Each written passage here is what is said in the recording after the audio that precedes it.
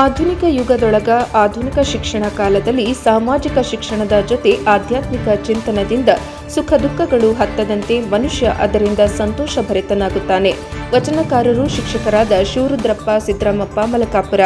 ಚಿಕ್ಕೋಡಿ ಪಟ್ಟಣದ ಶ್ರೀ ಬನಶಂಕರಿ ದೇವಸ್ಥಾನದಲ್ಲಿ 2ನೇ ದಿನದಂದು ಶ್ರೀ ದೇವರ ದಾಸಿಮಯ್ಯ ಚರಿತ್ರೆ ಕುರಿತು ಪ್ರವಚನ ಕಾರ್ಯಕ್ರಮಕ್ಕೆ ಶ್ರೀ ಸಂಪಾದನಾ ಮಹಾಸ್ವಾಮಿಗಳು ಚಾಲನೆ ನೀಡಿದರು. ಪ್ರವಚನಕ್ಕೆ ನೂರಾರು ಭಕ್ತರು ಆಗಮಿಸಿ ಭಕ್ತಿ ಭಾವದಿಂದ ಆಲಿಸಿದರು. ದೇವರ ದಾಸಿಮಯ್ಯನವರ ಜೀವನ ಚರಿತ್ರೆ, ಅವರ ತ್ಯಾಗ, ಸಮಾಜ ಸೇವೆ ಮತ್ತು ಅವರ ಆಧ್ಯಾತ್ಮಿಕ ಚಿಂತನೆಗಳನ್ನು ಪ್ರವಚನದಲ್ಲಿ ಶಿವರುದ್ರಪ್ಪ ಸಿದ್ದರಾಮಪ್ಪ ಮಲಕಾಪುರ ಅವರು ವಿವರಿಸಿದರು. ಭಕ್ತರು ಪ್ರವಚನದಿಂದ ಪ್ರೇರಿತರಾಗಿ ದಾಸಿಮಯ್ಯನವರ ತತ್ವಗಳನ್ನು ತಮ್ಮ ಜೀವನದಲ್ಲಿ ಅಳವಡಿಸಿಕೊಳ್ಳಬೇಕು ಎಂದರು.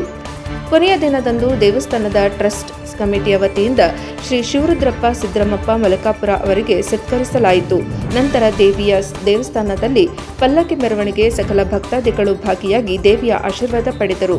ಈ ಸಂದರ್ಭದಲ್ಲಿ ಹೊಸಪೇಟೆ ಗಲ್ಲಿಯ ಶ್ರೀ ಬನಶಂಕರಿ ದೇವಸ್ಥಾನ ದೇವಾಂಗ ಸಮಾಜ ಟ್ರಸ್ಟ್ ಕಮಿಟಿಯಿಂದ ಅಧ್ಯಕ್ಷರಾದ ಶಂಕರ್ ಕೆರೂರು, ಉಪಾಧ್ಯಕ್ಷರಾದ ಕಲ್ಲಪ್ಪ ಅಂಬಲೆ, ಕಾರ್ಯದರ್ಶಿ ಕುಮಾರ್ ಪಾಟೀಲ್, ಕಮಿಟಿ ಸದಸ್ಯರುಗಳಾದ ಮಹದೇವ ಶಿವಪ್ಪ ವರುಟಿ, ಮಧುಕರ್ ಬೋಲಾಜ, ರವೀಂದ್ರ ಅಕ್ಕತಂಗರಹಳ, ಬಾಬುರಾವ್ ಕೆರೂರೆ, ಸುನಿಲ್ ಅಂಬಾಲೆ, ಚೇತನ ಕಡೆಮನಿ, ಶಿವಾನಂದ ಮುಸುಂಡಿ,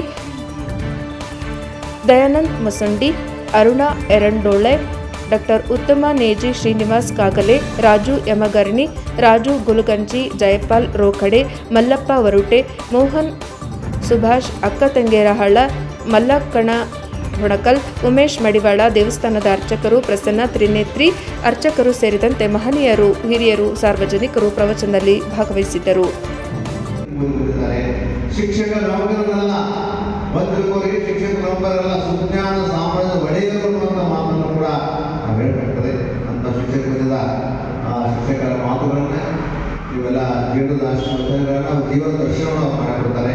ಅವರನ್ನು ಆಲಿಸಬೇಕು ಅನ್ನುವಂಥ ಮಾತು ಹೇಳ್ತಾ ನಾವು ಕೂಡ ಭಾಗ 2 ಮಟ್ಟದಾಗ ಪುಸ್ತಕ ಬಂದೈತಿ, ಮುಂಜಾನೆ ಬಂದು ಕೊಟ್ಟಿದ್ದಾರೆ ಕಾಣ್ತದೆ. ಈಗ ಭಾಗ 1 ಕೊಟ್ಟಿದ್ದಾರೆ, ಭಾಳ ಸಂತೋಷ. ಈಗಾಗಲೇ ಸರ್ಕಾರದವರು ಸರ್ಕಾರದವರು ವಚನ ಸಂಪುಟಗಳನ್ನು ಮಾಡ್ಯಾರ. 13 ಸಂಪುಟಗಳಿದ್ದಾವೆ. ಅದ್ರಾಗ ಜೀವನದ ಆಶೀರ್ವಾದ ವಚನಗಳನ್ನ ಹಾಕಿದ್ದಾರೆ. ವಚನಗಳು ಅಷ್ಟ ಅದಾವೆ, ವಿಶ್ಲೇಷಣೆ ಇಲ್ಲ, ವಿವರಣೆ ಇಲ್ಲ. ಆ ಕೆಲಸವನ್ನು ಸರ್ ಮಾಡಿದ್ದಾರೆ. ಅವರಿಗೆ ಇನ್ನೂ ಹೆಚ್ಚಿನ ಪುಸ್ತಕಗಳು ಬರೆಯುವಂಥ ಸಾಮರ್ಥ್ಯವನ್ನು ಮಾಡಿ ಆ ಬನಶಂಕರಿ ಕೊಡಲಿ ಅಂತಕ್ಕಂಥ ಮಾತು ಹೇಳ್ತಾ ಹೇಳೋ ಮಾತಿಗೆ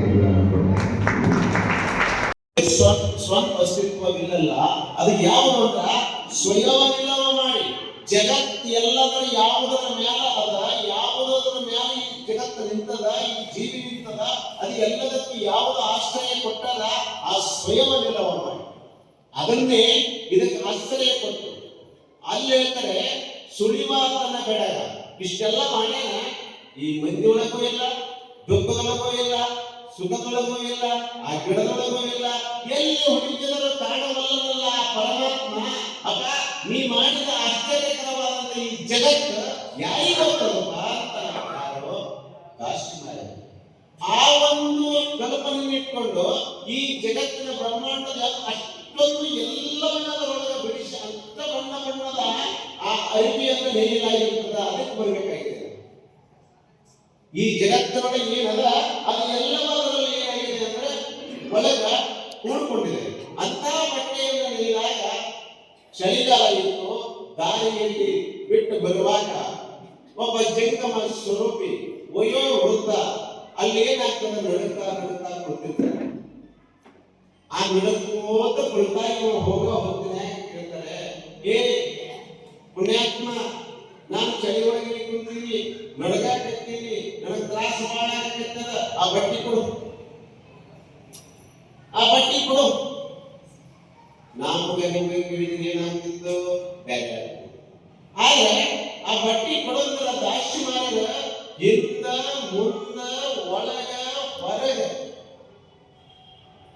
ಇಂದು ನಾಳೆ ಯಾವುದನ್ನು ವಿಚಾರ ಮಾಡಿ ಎಂದೆಂಗೆ ನಾಳೆ ಎಂದು ಚಿಂತಿಸಲೇ ತಂದೆನ್ನುವ ಶಿವನಿಗೆ ಬಡತನವನ್ನು ಬೇಗ ಮಾಡಿ ಇಷ್ಟು ದಿವಸ ಮಾಡಿದ್ರೆ ಇಷ್ಟು ಕಿಮ್ಮತ್ತಿನಲ್ಲಿ ಈಗ ಕೊಟ್ರೆ ಮುಂದೆ ಹೇಳುವಂತ ಚಿಂತೆ ಮಾಡುವಂತ ವ್ಯಕ್ತಿ ಯಾರೋ ದಾಕ್ಷಿ ಮಾಡಿರಲ್ಲ. ಅವರಂದ್ರ ಹೊಟ್ಟೆ ಬಿಟ್ಟು ಆ ಬಟ್ಟೆಯನ್ನು ತೆಗೆದುಕೊಂಡಂತ ಯಾವ ಜಂಗಮ ಮೂರ್ತಿ ವಯೋವೃದ್ಧರಿದ್ದನೋ ಆತ ಮಾಡ್ತಾನೆ ಏನಂದ ಆ ಅರಿವೆಯನ್ನು ಅವನಿಗೆ ಮಾತ್ರದಲ್ಲಿ ಚರಾಚರ ಹರಿದು 18 ತುಂಡು ಮಾಡಿ ಕಾಲಿ ಒಂದೆರಡು, ಕೈ ಒಂದೆರಡು, ತಲೆ ಒಂದೆರಡು, ಬಟ್ಟೆ ಒಂದೆರಡು ಕಟ್ಟುಕೊಂಡು ನಿಂತು ಬಿಟ್ಟನಂತ. ಇಲ್ಲೆಲ್ಲ ಏನಿದ್ದೋ ಮಹಾತ್ಮರ ಸತ್ತಾಕತ್. ಇದಕ್ಕೆ ಹೇಳೋದು ರಾಗ ದ್ವೇಷ ರಹಿತ ಉದಾಸೀನ ಭಾವ ಒಳಗಿರಬೇಕಂತ ಹೇಳ್ತಾರೆ. ರಾಗ ದ್ವೇಷ ರಹಿತ, ಇದು ಬೇಕು ಇದು ಬೇಡ, ಯಾವ ಭಾವಗಳನ್ನು ದಾಸನಾಗಿರಲಿಲ್ಲ ಎಂದ ಚಂದ್ರಗುಂಡ ಶಿವಾಚಾರ್ಯರಲ್ಲಿ ಆತ್ಮಜ್ಞಾನವನ್ನು ಪಡೆದುಕೊಂಡು ಬ್ರಹ್ಮಜ್ಞಾನಿಯಾಗಿ ತತ್ವವಲ್ಲಂತ ಜ್ಞಾನಿ ಯಾವಾಗ ಹೊರಹೊಮ್ಮಿದ ದಾಸನಾಗ ಎಂದೂ ಕದಲಲೇ ಇಲ್ಲ. ಅರ್ಥಾತ್ ಒಳ್ಳೆ ಬರಲಿಲ್ಲ, ಕದಲಲೇ ಇಲ್ಲ. ಇಷ್ಟಾದರೂ ಯಾವ ಭೇದವೂ ಬರಲಿಲ್ಲ. ಅವಾಗ ಆ ಪರಮಾತ್ಮನ ನೋಡಿರ್ತಾನ, ಅಪ್ಪ ನಿನಗೆ ಹೊಟ್ಟೆಸ್ತಿರ್ಬೇಕು, ನಿನಗೆ ಬಹಳ ದುಃಖ ಇದು ತ್ರಾಸ ಆಗ್ಯದ, ನಡಿ ನಮ್ಮ ಮನೆಗೆ ಹೋಗೋಣ ಕರ್ಕೊಂಡು ಬರ್ತಾನೆ. ಅಷ್ಟಾದ್ರೂ ಅವನು ನಗುತ್ತಾ ಅವನು ನೋಡಿ ವಿಚಾರ ಮಾಡುವಾಗ ಬರ್ತಾನೆ. ಬಂದು ದುಗ್ಗಳೆ ಮುಂದೆ ನಿಲ್ತಾನೆ. ದುಗ್ಗಳೆಗೆ ಹೇಳ್ತಾನ, ನೋಡು ಜಂಗಮ ಮೂರ್ತಿ ಬಂದಾನ, ಇವನಿಗೆ ಪ್ರಸಾದದ ವ್ಯವಸ್ಥೆ ಮಾಡು. ಅವಾಗ ಜಂಗಮ ಮೂರ್ತಿ ಅಂತಾನ, ಏನು ದುರ್ಗಳೆ ನಿನ್ನ ಗಂಡನಿಗೆ ಏನೋ ಹೇಳಂಗಿಲ್ಲೇನೋ, ನಿನ್ನ ಗಂಡ ಎಂತ ಹುಚ್ಚದಾನ, ಕೇಳಿದ್ರೆ ಬಡ ಬಟ್ಟಿ ಕೊಟ್ಟು ಬಟ್ಟಿ ಎಲ್ಲ ಚಿಂತೆಗೆ ಹರಿದು ಬಿಟ್ಟರು ಸುಮ್ಮನೆ ಕೊಡ್ತಾನ.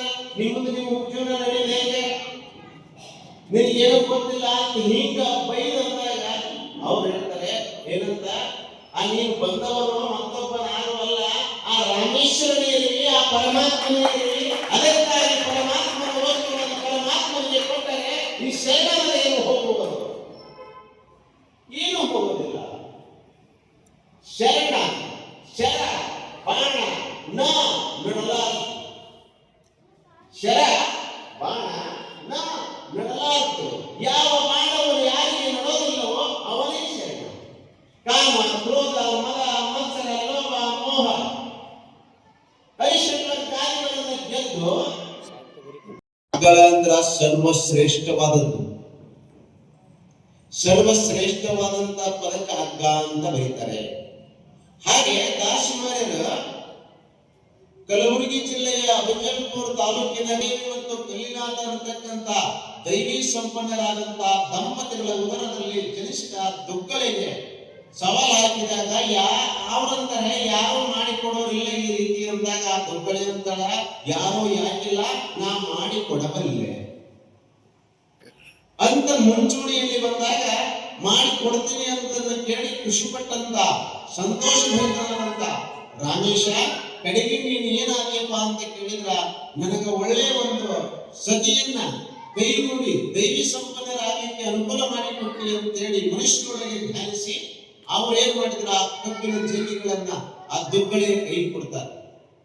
ಆ ದುಗ್ಗಳಿ ಏನ್ ಮಾಡ್ತಾಳ ಅಂತ ಕೇಳಿದ್ರ, ಆ ಕಬ್ಬಿನ ಹಾಲನ್ನ ತೆಗೆದು ಆ ಕಬ್ಬನ್ನ ಬಿಸಿಲಿನಲ್ಲಿ ಒಣಗಿಸಿ ಆ ಹಾಲಿನಲ್ಲಿ ಆ ಅಕ್ಕಿಯನ್ನ ಏನ್ ಮಾಡ್ತಾಳ, ಪಾಯಸ ಮಾಡಿ ಆ ಹರಳನ್ನ ಕೆಳಗೆ ಜಾರಿಸಿ ಮ್ಯಾಲಿರ್ತಕ್ಕಂತ ಅಕ್ಕಿಯ ಅನ್ನವನ್ನ ನೀಡಿದಾಗ ಆ ಪಾಯಸವನ್ನ ಊಟ ಮಾಡಿದ ದಾಸ್ಯ ಮಾಡಿದಂತರ ಸದ್ಗುರುನಾಥ ಚಂದ್ರಗುಂಡ ಶಿವಾಚಾರ್ಯ, ನೀನು ನನಗೆ ಬೋಧೆ ಮಾಡಿದ ಜ್ಞಾನ ಎಂದೂ ಕೈ ಬಿಡುವುದಿಲ್ಲ.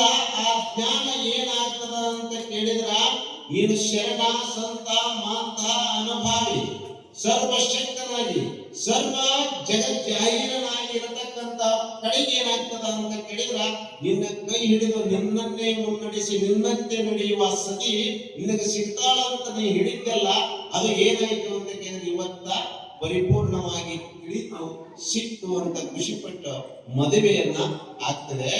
ಆ ಮದುವೆ ಆದ ನಂತರ ಮನೆಯಲ್ಲಿ ಅವರ ಪ್ರಪಂಚ ನಡಿಬೇಕಾಗಿದೆ. ಆದ್ರೆ ನಮ್ಮ ಪ್ರಪಂಚಗಳೇ ಬೇರೆ, ಅವರ ಪ್ರಪಂಚಗಳೇ ಬೇರೆ. ಆದ್ರೂ ಅವರಿವರ ಪ್ರಪಂಚಗಳಲ್ಲಿ ವಿಚಾರ ಮಾಡಿ ನೋಡ್ತಾ ಹೋದ್ರ ಒಂದು ಕಡೆ ಬಸವಣ್ಣನ ವಿಚಾರ ಬರ್ತದ. ಎಂಥ ವಿಚಾರ ಬರ್ತದ ಅಂತ ಕೇಳಿದ್ರ, ಕಲ್ಯಾಣ ನಾಡಿನೊಳಗ ಒಬ್ಬ ವ್ಯಕ್ತಿ ಹೋಗ್ತಾ ಹೊತ್ಕೊಂಡು ಬೀಳ್ತಾರಂತ ಚಕ್ರ ಬಂದು ಬಸವಣ್ಣನವರು ಹಿಂಗೆ ಕೈ ಹಿಡಿದು ಎತ್ತರ ಅವ